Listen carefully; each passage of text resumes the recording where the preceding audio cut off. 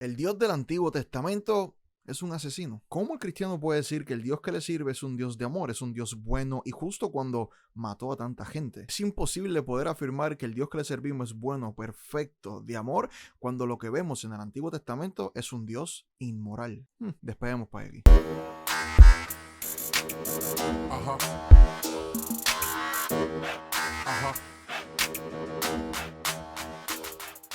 Una de las objeciones que mayormente recibimos en las redes sociales, y yo creo que lo hemos experimentado tanto en las redes como en la vida cotidiana, es que el escéptico siempre apunta al Antiguo Testamento para tratar de demostrarle al creyente que el Dios que servimos realmente no es un Dios de amor. Y puedo entenderlos, ¿no? Puedo entender que estos versículos bíblicos realmente no son tan sencillos, que realmente hay que dar una respuesta razonable, porque sí, lo que vemos del Antiguo Testamento, para nosotros que estamos en esta época, en el 2023, es un poco fuerte, es un poco difícil poder quizás abrazar esta idea que existe un Dios amoroso cuando lo que estamos viendo en el Antiguo Testamento es un poco fuerte. Así que sí, yo creo que tenemos que dar una respuesta razonable para esto. Y mi objetivo en este video es dar una nueva perspectiva al escéptico, incluso a los hermanos de la fe que quizás no saben cómo responder a esta pregunta y saben que es un poco problemático, ¿verdad?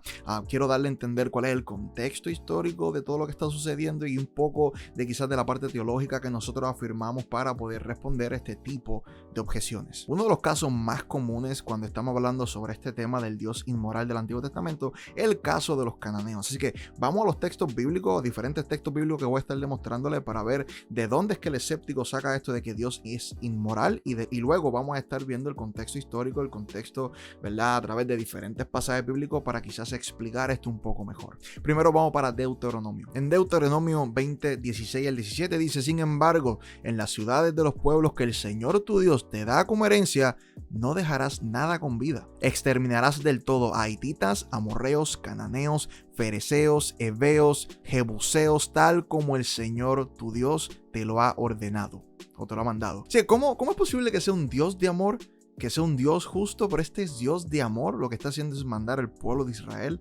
a asesinar personas, que según entendemos uno de los mandamientos es no matarás. ¿Cómo es posible que este Dios de momento ordene matanza de gente? Ahora, un pequeño consejo para los escépticos y también los hermanos de la fe que quizás estos son pasajes problemáticos: los textos bíblicos no los tomamos con versículos aislados, no, tenemos que estudiar de dónde viene este versículo, o sea, cuál es el contexto histórico, cuál es el contexto del cual se está narrando lo que estamos leyendo, ¿verdad? No hace justicia que solamente tomemos un versículo bíblico para hacer un caso. Tenemos que analizar de dónde viene, qué estaba escribiendo el autor que lo llevó a este texto que estaba escribiendo y qué estaba ocurriendo culturalmente, qué es lo que está pasando con los cananeos, qué es lo que está ocurriendo históricamente. Y adicionalmente también tenemos que entender que el texto bíblico, ¿verdad? Ese versículo se encuentra dentro de un texto que de igual manera tiene un género literario. Dependiendo del género literario también va a cambiar nuestra interpretación bíblica, ¿verdad? Por ejemplo, los salmos, sabemos que hay muchas cosas que son metafóricas, por ende, cuando entendemos el contexto, ¿verdad? El género literario que estamos leyendo, también cambia la forma en que comenzamos a interpretar el texto que estamos leyendo. Porque claramente si leemos este texto aislado, sí, entiendo, claramente, obviamente se ve como que hay una inmoralidad de parte de Dios, hay algo extraño de parte de Dios, hay algo que no debería estar ocurriendo en este momento, pero normalmente eso ocurre cuando solamente tomamos el texto aislado. Ahora, quiero mostrarle otros versículos bíblicos que tienen que ver con este tema, que tiene que ver con los cananeos, que tiene que ver con el pueblo de Israel y esta matanza que estamos viendo en el texto bíblico, para dar una respuesta razonable y comprender lo que está ocurriendo. Primero, paremos en Josué 10, del 38 al 41. Dice: después Josué y los israelitas se volvieron a atacar a Debir. Josué tomó la ciudad con su rey y todas las aldeas vecinas, destruyó por completo a todos sus habitantes y no dejó nadie con vida.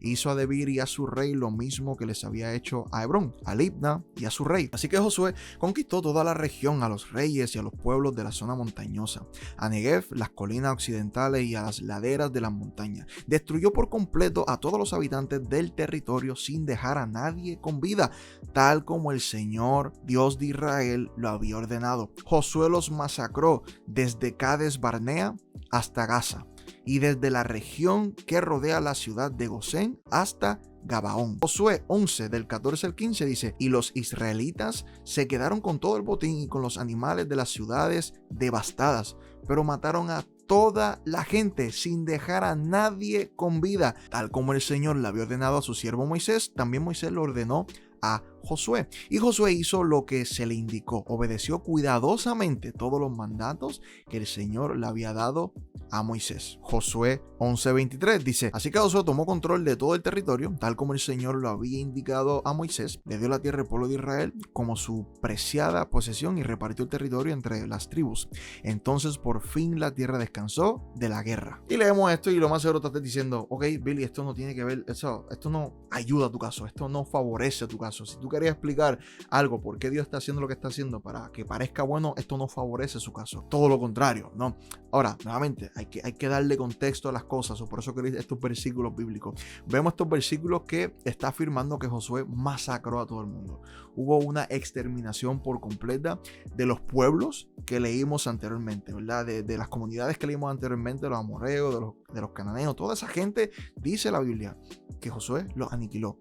No quedó nadie con vida. Ahora, vamos a Jueces capítulo 1. Mira lo que dice, muy interesante. Después de la muerte de Josué, los israelitas le preguntaron al Señor: ¿cuál de las tribus debe ser la primera en atacar a los cananeos? El Señor le contestó: Judá, porque yo le he dado la victoria sobre la tierra. Ok, pero si esto fue luego de la muerte de Josué, esto fue luego de la supuesta masacre que estábamos leyendo en los diferentes versículos de Josué. Así que bíblicamente estamos viendo, ¿verdad?, este orden cronológico de que Josué, ¿verdad?, tomó la batuta. Josué siguió las órdenes de Moisés, y esta orden de Moisés fueron órdenes que Jehová le había dado a Moisés de aniquilar a esta gente. Entonces, pero ¿cómo es posible que luego de la muerte de Josué, cómo es posible que luego de aniquilar, por ejemplo, a los cananeos, cómo es posible que todavía hay que atacar a los cananeos? Porque se supone que habían estado aniquilados, se supone que ya no existan, porque no dejaron a nadie con vida. ¿Ves? Por esto es importante lo que les mencioné ahorita. Hay que tomar en consideración el género literario que estamos leyendo. Tenemos que entender la forma de escritura del momento para comprender lo que está sucediendo. Y en el género literario, ¿verdad?, en esta narración de guerra, nos topamos con un fenómeno interesante, y es que en la época se utilizaban hipérboles para contar esta historia. Cuando hablamos de hipérboles es que habían exageraciones. Así que cuando se habla en el texto bíblico que se aniquiló por completo, vemos que fue una hipérbole, porque obviamente Josué en Jueces 1, perdóneme, está hablando claramente que todavía los cananeos están con vida. No fue realmente que aniquilaron a todo el mundo. Paul Copan tiene un libro hablando sobre este fenómeno y habla de que lo más seguro, la gente que murieron, los cananeos que murieron, las diferentes personas que murieron, realmente fueron personas que estaban en puestos militares o personas que estaban en alguna base como tal de alguna región, y hubo guerra con estas personas que estaban al mando de la milicia o eran parte de los sacerdotes. O sea, no era cualquier persona, no eran civiles que estaban sufriendo, sino que realmente los que mataron, los que aniquilaron, fueron estas personas que realmente eran aquellas personas que presentaban un peligro o un problema. Esto de la hipérbole es algo que cotidianamente lo utilizamos. Por ejemplo, en el caso de Puerto Rico, en el deporte, imagínense un juego de baloncesto, ¿verdad? Nosotros a veces decimos que un equipo barrió el piso con el otro. Ajá. Nosotros cuando decimos que un equipo barrió el piso con otro, no estamos diciendo que literalmente un equipo barrió el piso con el otro. No, es un hipérbole, estamos exagerando, pero esta exageración es para llevar un punto, ¿verdad? En el contexto de Puerto Rico entendemos eso. Si una persona de Latinoamérica que está viendo este video escucha esto, va a parecer un poco extraño, ¿verdad? Pero cuando decimos que un equipo barrió el piso con otro, estamos diciendo que hubo una paliza. Y aún así, ¿verdad?, en Latinoamérica, cuando hablamos de que hubo una paliza en deporte, no fue una paliza literalmente, ¿verdad? Nadie golpeó a nadie, sino que de forma competitiva uno fue mucho más superior que el otro.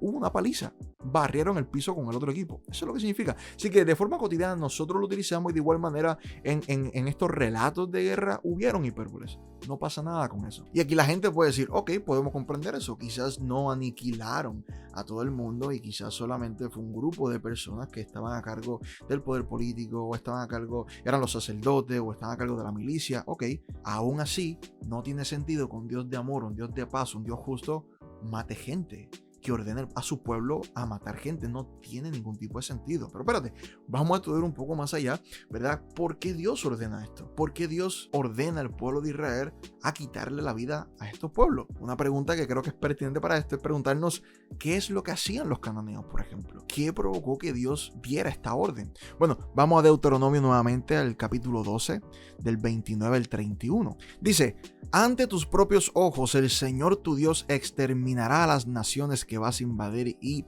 desposeer. cuando la haya expulsado y te haya establecido en su tierra, después de haberla destruido, cuídate de no seguir su ejemplo y caer en la trampa de inquirir acerca de sus dioses. No preguntes cómo adoraban estas naciones a sus dioses, para que yo pueda hacer lo mismo. No adorarás de esa manera al Señor tu Dios, porque al Señor le resulta abominable todo lo que ellos hacen para honrar a sus dioses. Hasta quemaban a sus hijos e hijas en el fuego como sacrificio a sus dioses. Aquí vemos cómo el Señor está dando una ordenanza al pueblo de Israel. Vas a invadir allá, vas a conquistar la tierra, pero no vas a continuar con las prácticas que esta gente estaba haciendo. Y una de estas prácticas abominables eran quemar a sus hijos. Esta gente sacrificaban a sus hijos para honrar a sus dioses. Levítico 20, del 1 al 5, dice lo siguiente: el Señor le ordenó a Moisés que le dijera a los israelitas, todos los israelitas o extranjeros residentes en Israel que entregue a uno de sus hijos para quemarlo como sacrificio a Moloc, será condenado a muerte. Los miembros de la comunidad lo matarán a pedradas. Yo mismo me pondré en contra de ese hombre y lo eliminaré de su pueblo, porque al entregar a uno de sus hijos para quemarlo como sacrificio a Moloc, profana mi santuario y mi santo nombre. Si los miembros de la comunidad hacen caso omiso del hombre que haya entregado a alguno de sus hijos a Moloc y no lo condena a muerte, yo mismo me pondré en contra de él y de su familia, eliminaré del pueblo a ese hombre y a todos los que se hayan prostituido con él siguiendo a Moloc. Esta era una práctica abominable y Dios se opuso a esto. Dios se opuso a un grupo de personas que tenía como este acto de honrar a sus dioses el sacrificar niños. Esto es horrible. Así que lo que Dios está haciendo, Dios no está matando gente. Dios está sometiendo juicio sobre un pueblo, sobre un grupo de personas que estaban haciendo barbaridades. Y esto es bien curioso, esto lo menciona Frank Turek, ¿verdad? Usualmente el escéptico se queja porque en el día de hoy Dios no detiene la maldad, Dios no detiene actos perversos, pero entonces bíblicamente Dios somete juicio sobre un grupo de personas que son sumamente perversos y también es un problema para ellos. Decídanse. Aquí Dios está sometiendo juicio sobre un grupo de personas que estaban sacrificando niños en esta estatua, ¿verdad?, metálica, y estaban quemando niños. Dios tenía que someter juicio. Y ahora, este juicio no vino de la noche a la mañana. Vemos un poco más el contexto, por ejemplo, en Génesis 15:16 dice lo siguiente: 4 generaciones después de tus descendientes volverás a este lugar, porque antes de eso no habrá llegado al colmo la iniquidad de los amorreos. Recuérdense, ¿verdad?, que los amorreos eran parte de ese grupo que leímos primero en Deuteronomio 20, ¿verdad? Y esta gente tenía las mismas prácticas. Así que realmente Dios le había dado tiempo a esta gente de arrepentirse, le había dado tiempo de virarse de estas conductas, de estas prácticas. Y aquí dice claramente, espérate, el juicio, la destrucción todavía no ha llegado o no va a llegar a ellos porque todavía no ha llegado al máximo la maldad de esta gente. Así que Dios fue paciente, incluso para someter su juicio sobre esta gente. Y que ves, cuando leemos no solamente el versículo aislado y no leemos un meme gracioso, ¿verdad?, de las redes, sino que comenzamos a estudiar la historia y comenzamos a estudiar los diferentes versículos bíblicos y entendemos el contexto histórico y entendemos el género literario, vemos que realmente lo que Dios estaba haciendo aquí era tomando cartas al asunto, ¿verdad? Era dando juicio, y utilizó el pueblo de Israel para someter el juicio sobre un pueblo que estaba haciendo cosas horribles. Ahora, pero incluso con esta explicación, yo sé que hay escépticos que como quiera dicen, pero es que todavía es como que era imposible. Es imposible que un Dios bueno someta aún este tipo de juicio porque está matando gente. Y es contradictorio cuando este Dios ordena a no matar, pero él es un asesino. Ahora, el detalle es este: cuando Dios ordena al ser humano a no matar, lo hace porque el ser humano no tiene potestad sobre la vida de otro ser humano. Cuando Dios hace este acto de quitarle la vida al ser humano, Él está quitando aquello de lo que Él mismo tiene autoridad, porque Él es el dador de la vida. Él es el que originó todo esto. Él originó la vida del ser humano. Por ende, Él es dueño y señor del ser humano y Él puede hacer como le plazca con el ser humano, porque es Dios. Para nosotros realmente es un acto inmoral porque vamos en contra de la ley moral de Dios. Ahora, cuando Él hace este tipo de juicio y comete estas acciones, no es un acto inmoral porque Él es moralmente perfecto. Por ende, Él tiene buenas razones para hacer lo que hace, aun cuando yo no lo comprendo. Por eso en este caso, Él realmente lo que está haciendo es sometiendo juicio sobre un pueblo. No está haciendo un acto inmoral, está quitándole la vida a los seres humanos, que la vida primeramente le pertenece a Dios mismo. Para nosotros está mal, porque no es nuestra la vida, no es decisión nuestra acabarle la vida a una persona. Así que, como vemos, realmente fue Dios, siendo Dios bueno, amoroso, perfecto y justo. Esto ha sido todo por este video. Espero que haya sido claro, que haya entendido algo quizás nuevo, ha podido aclarar la duda, que esto suena razonable. Quizás me puedan comentar en los comentarios, dejarme saber si lo entendieron, no lo entendieron, qué le parece esta respuesta. Y recuérdate suscribirte al canal, darle like al video, compártelo con alguien, porque eso le gusta al algoritmo de YouTube. Queremos alcanzar más gente. No te cuesta nada, dale like, compártelo, suscríbete y sígueme en todas mis plataformas. Estoy en Instagram, estoy en TikTok y estoy en Facebook. Así que nos vemos en la próxima. Dios les bendiga.